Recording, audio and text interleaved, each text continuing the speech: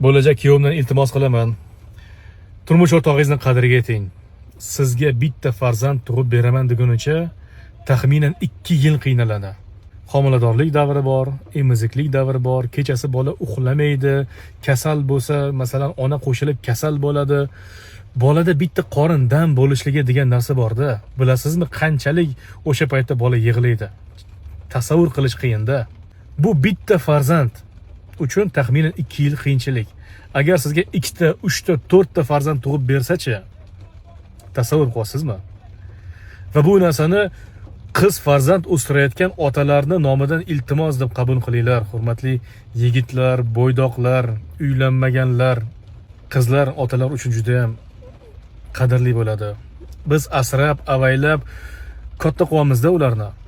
Ertaga 2 qo'llab sizlarga beramizda qizlarimizni va ertaga uni ko'zidan yosh oqadigan bo'lsa, bilasizmi, bu qanchalik qiyin. Maktabda uni kimdir xafa qilib qo'ysa, biz qanchalik asabiylashib jahlimiz chiqadi-da, masalan, qizlarimiz uchun. Undan tashqari ota-onangizning xizmati bor, undan tashqari sizning xizmatingiz, bolalarga qarash, uy ish, ro'zg'or ishlari, bir oz uni mehnatlarini qadriga yeting. Agar siz qiz farzand o'stirayotgan bo'lsangiz, hurmatli opa-singillar, aka-ukalar, sizlar bo'lajak kuyovinglarga nima degan bo'lar deylar, yozib qo'yinglar. Balki bu narsani yigitlar o'qir, bo'ydoqlar o'qir, balki bu ularga ta'sir qilar. Kelajakda ayoliga nisbatan yaxshi muomala, munosabatda bo'lar. Balkim sizni qizingizga nisbatan yaxshi munosabatda bo'lishar. Meni ham qizlarim bor. Men o'ylasam, to'g'risi ba'zan qo'rqib ketaman boru. Qanaqa bo'larmikan deyman-da.